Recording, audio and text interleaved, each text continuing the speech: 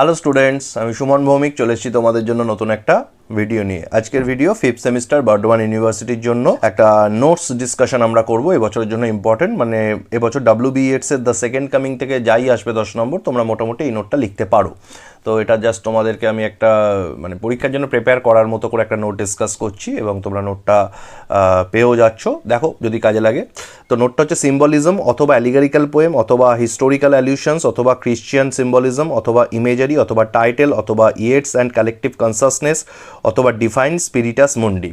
এই যা এইগুলো আছে মোটামুটি দ্য সেকেন্ড কামিং থেকে এই নোটটা লিখলে হয়ে যাবে। The second coming is a poem written by Irish poet WB Yeats in 1919। বোঝা যাচ্ছে 1919 সালে আয়ারল্যান্ডের কবি WB Yeats, William Butler Yeats পুরো নাম, তার লেখা কবিতা the second coming.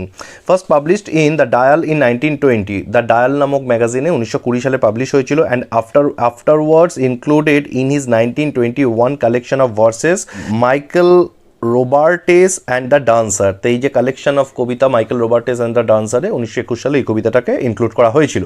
The poem uses Christian imagery regarding the apocalypse and second coming to allegorically describe the atmosphere of post war Europe. Christian imagery যেটা বাইবেলে আছে অ্যাপোক্যালিপসের মানে পৃথিবী ধ্বংসের যে ডিজাস্টারাস যে ব্যাপার স্যাপার সেগুলো, এবং অ্যাজ ওয়েল অ্যাজ তোমার সেকেন্ড কামিং জিসাসের পুনর্বার আগমন হবে বাইবেলে যেটা বলা আছে, সেই ইমেজারিগুলোকে ইউজ করা হয়েছে এখানে। এবং এটা ফার্স্ট ওয়ার্ল্ড ওয়ারের পরে, সালটা দেখতেই পাচ্ছ 1919-এ লেখা, মানে ফার্স্ট ওয়ার্ল্ড ওয়ার জাস্ট 1919-এ শেষ হচ্ছে, সেই ঘটনাগুলোকে ইমেজারি হিসেবে ইউজ করা হয়েছে।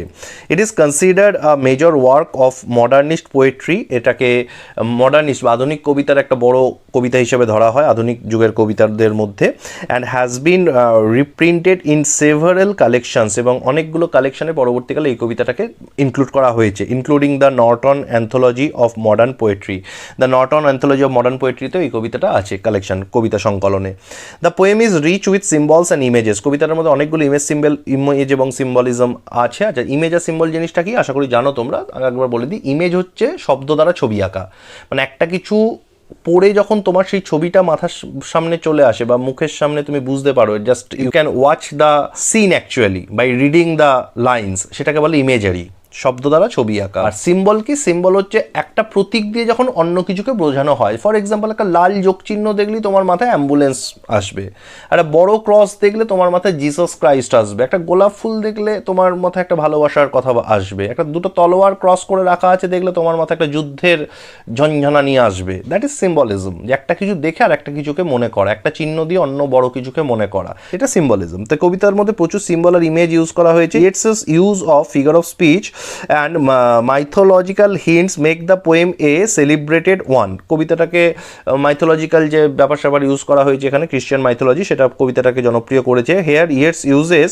too many symbols that carry mystic values। এখানে প্রচুর সিম্বল ইউজ করা হয়েছে মিস্টিক ভ্যালুজের উপর, মানে বিভিন্ন রকম ধর্মীয় ভ্যালুজের উপর। Gyre is actually a scientific term used to refer to a vortex located over the air and sea, and it usually refers to themes of circulating ocean currents।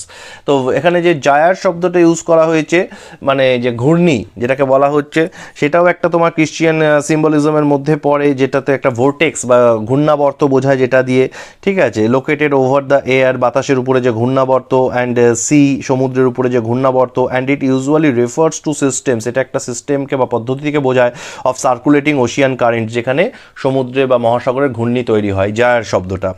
আচ্ছা, in the second coming Gyre is used to represent the turning landscape of life itself। এখানে second coming এ জায়ার শব্দটা লাইফের একটা turning একটা বোঝায়, মানে কি বলতে পারি, যে জীবনের যে ঘূর্ণাবর্ত সেটাকে বোঝাচ্ছে। প্রথম বিশ্বযুদ্ধের পর মানুষের জীবনটা স্বাভাবিক ছিল না, তো সেরকম একটা ইমেজারিও কোথাও ক্রিয়েট করছে। The Falcon separated the ফ্যালকনার at last, এবং ফ্যালকনার যে ইমেজারি, ফ্যালকন মানে হচ্ছে শিকারী পাখি, বাজ ধরতে পারো, আর ফ্যালকনার যে পাখি পোষে, দ্যাট মিনস হচ্ছে মানুষকে যদি এখানে ফ্যালকন বলি তাহলে তার মালিককে, সেটা হচ্ছে ভগবান। তাহলে কোথাও সেপারেট হয়ে গেছে, মানবিকতা আর ঐশ্বরিক চিন্তাভাবনা প্রতিফলিত হচ্ছে না মানুষের মানবিকতায়। সেই সিম্বলটা বোঝাচ্ছে উইদাউট রিজন, সেখানে কোনো যুক্তিবোধ কাজ করছে না। উইদাউট লার্জার কজ, সেখানে কোনো বড় মাহাত্ম্য কাজ করছে না। It is a symbol used for a lost humanity, মানুষের যে মানবিকতা হারিয়ে গেছে। The mercy of uncontrollable forces, এবং মানুষের যে কন্ট্রোলটা ছিল ঈশ্বরের মানুষের ওপর, সেই কন্ট্রোলটা মানুষ ছিন্ন করে ফেলেছে। সে এখন আনকন্ট্রোলেবল একটা ফোর্সে পরিণত হয়েছে, সে নিজেই নিজেকে ঈশ্বর ভাবছে। আচ্ছা, the Falcon in short is all of us. Falcon বলতে এখানে তাহলে শিকারি পাখি বা ইগল বা বাজ বলতে এখানে আমাদেরকে বুঝিয়েছে। ওয়ান্ডারিং অ্যারাউন্ড দ্য আর্থ, যারা উড়ে উড়ে বেড়াচ্ছি সারা পৃথিবী জুড়ে। Trying to find the meaning of life, জীবনের মানে খুঁজছি, যে মানেটা কিন্তু আসলে ধর্মেতে রাখা ছিল, ঈশ্বরের মধ্যে রাখা ছিল, সেটা আমরা হারিয়ে ফেলে নিজেরা একটা কক্ষপথচ্যুত হয়ে আমরা ঘুরে বেড়াচ্ছি এদিক ওদিক, মানে ভ্রাম্যমান হয়ে গেছি।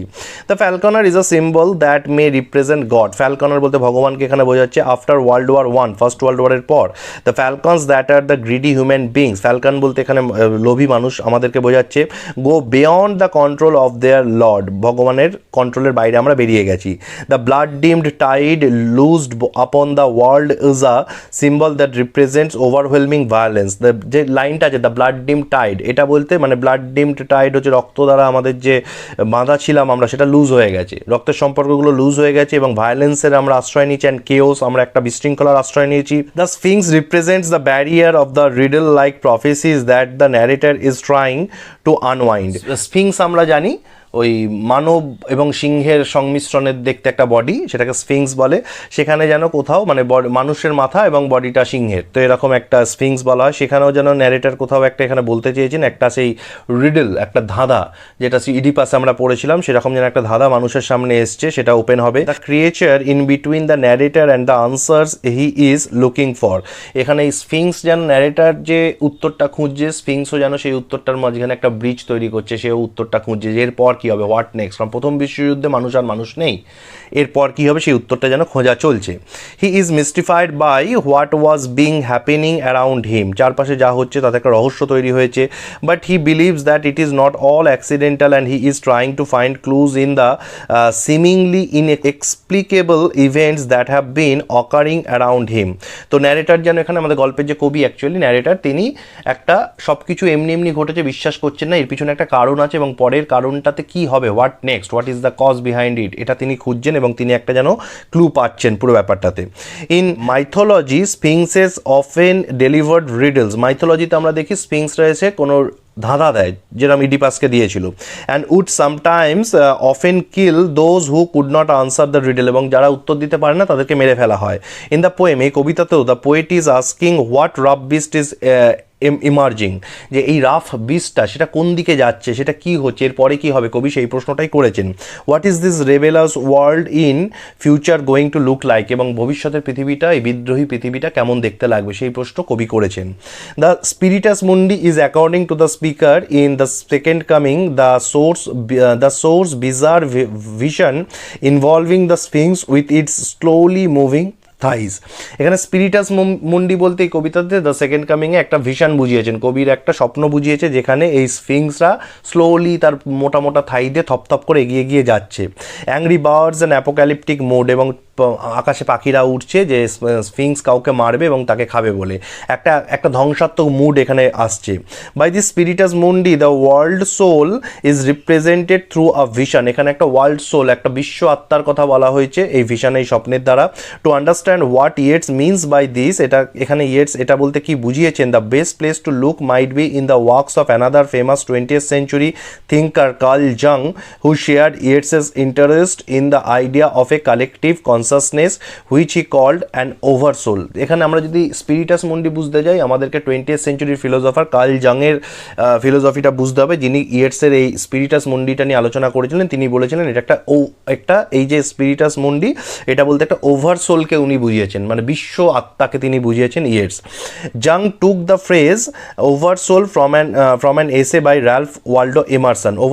ওভারসোল শব্দটা কার্ল জং নিয়েছিলেন র্যালফ ওয়াল্ডো ইমারসনের লেখা থেকে। Called the oversoul, a poetic work, তার কবিতা থেকে। অ্যাকর্ডিং টু জাং, কার্ল জংয়ের মতানুসারে the oversoul contains archetypal symbols. Oversoul বলতে এখানে একটা পুরো বিশ্বের একটা সিম্বলকে ব্যবহার করা হয়েছে, such as the shadow, the tower, the tree of life and more. সেটা কোনো ছায়া হতে পারে, কোনো টাওয়ার হতে পারে, জীবনের গাছ হতে পারে, এরকম ওভারসোল যেটা সবটাকে কভার করে রাখছে পৃথিবীর। Jung believed the world itself has a sort of unconscious mind. Carl Jung believe করতেন, বিশ্বাস করতেন যে পৃথিবীর মধ্যে একটা আনকনসাস মাইন্ড আছে, একটা অবচেতন মন আছে পুরো পৃথিবীর মধ্যে, সবটা সচেতনে হয় না, অবচেতনে অনেক কিছু হয়।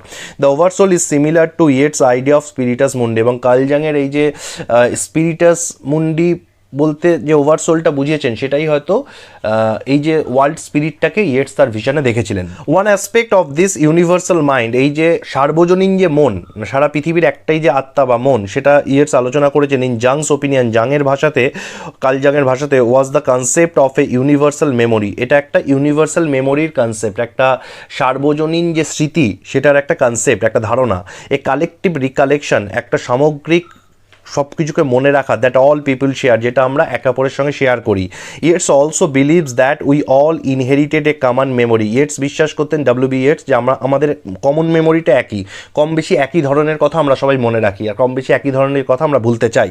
আচ্ছা, Yeats then thinks that history operates in cycles and so images and the apocalypse arising out of the Spiritus Mundi may actually be memories of previous apocalypse surging back to the surface of the speaker's mind.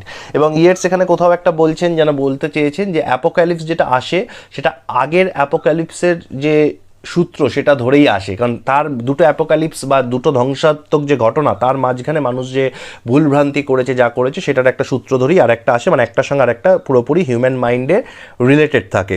This is the second coming, এটাই হচ্ছে second coming, এ flashback two memories, যেখানে স্মৃতিগুলোর ঝলকানি আমরা দেখতে পাই, of an apocalypse, ধ্বংসের জন্য, forgotten by the self, যেগুলোকে আমরা ভুলে গেছিলাম, রিমেম্বার্ড বাই দ্য ওভারসোল, আমাদের মেমোরি ভুলে গেছিলো, আমাদের ওভারসোল মনে রেখেছিল, এবং সেটা যখন আবার পুনরায় ঘটে আমরা তখন সবটা মনে পড়ে যায়। যে যেমন ঠিক প্রথম বিশ্বযুদ্ধ আর দ্বিতীয় বিশ্বযুদ্ধ জাস্ট 20 বছরের গ্যাপ, কিন্তু 1919 প্রথম বিশ্বযুদ্ধ শেষ হচ্ছে, 1939 1 সেপ্টেম্বর দ্বিতীয় বিশ্বযুদ্ধ শুরু হচ্ছে।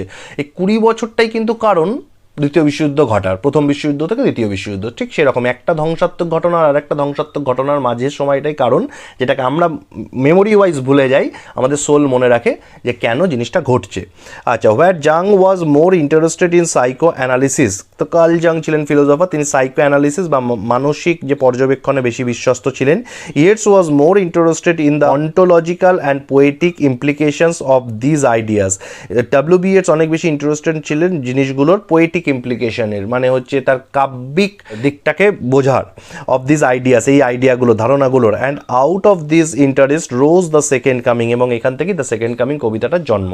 দ্য সেকেন্ড কামিং বলতে এখানে কিন্তু জিসাসের দ্বিতীয়বার ফেরত আসার কথা বলা হচ্ছে, কিন্তু ইয়েটস দেখলেন সেটা জিসাস নয়, সেটা একটা ভয়ঙ্কর বিস্ট, তাহলে কি সে ধ্বংস করতে আসছে আর ভালোবাসতে আসছে না, এটাই সেকেন্ড কামিং এর গল্পটা।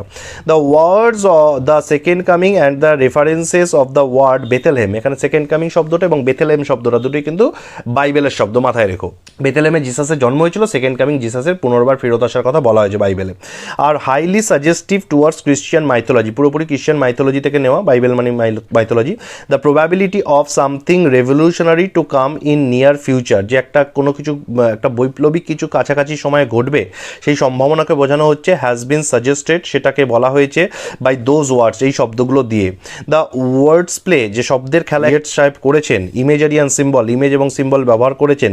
References of Christian mythology, Christian মাইথোলজির যা রেফারেন্স তিনি ইউজ করেছেন, have made the poem an allegorical one, এই কবিতাটাকে সেটা একটা অ্যালিগারিক্যাল কবিতায় বা একটা রূপক ধর্মী কবিতায় পরিণত করেছে। রূপক বলতে কি বোঝায়? রূপক বলতে যখন একটা কিছু দিয়ে আরও অনেক কিছুকে সাজেস্টিভ বোঝানো হয়, সেটাকে রূপক বলা হয়। ঠিক যেমন সেকেন্ড কামিং শব্দটা এখানে ক্রিশ্চিয়ান মাইথোলজি বা জিসাসের ফেরত আসাটা বা অ্যাপোক্যালিপসকে সেকেন্ড টাইম একটা বা ফার্স্ট ওয়ার্ল্ড ওয়ারের পরে যে অ্যাপোক্যালিপস সেটাকে রেফার করা হচ্ছে এখানে। যেমন মানে বিভিন্ন সব ফ্যালকনার দিয়ে অ্যাকচুয়ালি ভগবান এবং মানুষের মধ্যে কন্ট্রোল লুজ হয়ে গেছে, মানুষ মানে ভ্রাম্যমান হয়ে গেছে, তার বসকে হারিয়ে, ভগবানকে হারিয়ে, তার প্রভুকে হারিয়ে, এগুলো কবিতাটাকে একটা রূপক ধর্মী করেছে। তো সেকেন্ড কামিং এর মোটামুটি এই নোটটা যদি ভালো করে করতে পারো, সেকেন্ড কামিং থেকে কিন্তু এবছর তোমরা 5th সেমিস্টারে যারা বার্ডওয়ান ইউনিভার্সিটির ছাত্রছাত্রী আছো তারা কিন্তু এই নোটটা করলে পুরোপুরি কবিতাটা কভার হয়ে যাচ্ছে। মানে 10 নম্বরের জন্য। এবার যদি কেউ র্যান্ডামলি এক্সপেক্ট করো এরকম তোমাদেরকে নোট ফ্রিতে ইউটিউবে পড়িয়ে দেওয়া হবে, সব নোটই দেওয়া হবে, অনেকে কমেন্ট করো যে আরও নোট দিন, এটার নোট দিন, সেটার নোট দিন, সেটা কিন্তু টেকনিক্যালি পসিবল নয়, ঠিক আছে? তোমাদের যদি সত্যিই নোটস লাগে এবং ইংরেজি নোটকে এরকম বাংলায় করে দেওয়া লাগে বা ইম্পর্টেন্ট নোটগুলো সব তোমাদের কাছে থাকুক চাও তোমরা, দেন তোমরা প্লাস কোর্স জয়েন করতে পারো এবং তার জন্য তোমরা ভিডিও ডেসক্রিপশনে গিয়ে অ্যাডমিনকে মেসেজ করবে, বাকি ও আমার ডিটেলস সব দিয়ে দেবে, সেক্ষেত্রে অ্যাডমিশন নিতে হবে। আদারওয়াইজ তোমরা এরকম মাঝে সাঝে এরকম একটা করে গুরুত্বপূর্ণ নোট পেতে পারো, সেটা মাঝে সাঝে, র্যান্ডামলিও নয় এবং সেটার কোনো ফিক্সড ডেটেও নয়। সো যদি কবিতাটা তোমাদের সেকেন্ড কামিং পড়া হয়ে গিয়ে থাকে তারা বুঝতে পেরেছো নোটটা, যদি না হয়ে গিয়ে থাকে সেকেন্ড কামিং দেখো আমার ভিডিওতেও তোমরা পেয়ে যাবে, তোমরা সেকেন্ড কামিং আমার চ্যানেলে শুনে নিতে পারো কবিতাটা, তারপর নোটটা পড়ো যারা এখনও পড়োনি। কারণ কবিতা না পড়ে বা পিস না জেনে নোট পড়লে কিন্তু কিচ্ছু বোঝা যায় না যে কী হচ্ছে, সেটাই তো বুঝছি। টেক্সচুয়াল দিকটা তোমরা আগে পড়ে নাও বা শুনে নাও যদি পড়ো, শুনেও নিলেও লাইন বাই লাইন আমার ভিডিও বলা আছে, তো সেটা ফলো করতে পারো তোমরা। মানে মোদ্দা কথা হচ্ছে কবিতাটা পড়ে নোটটা ফলো করো, ওকে? আর এই নোটটা ডেসক্রিপশনে দেওয়া আছে, তোমাদের যদি নোটটা তোমরা চাও এই নোটটা ফলো করতে, ডেসক্রিপশন থেকে তোমরা কপি করে নিতে পারো।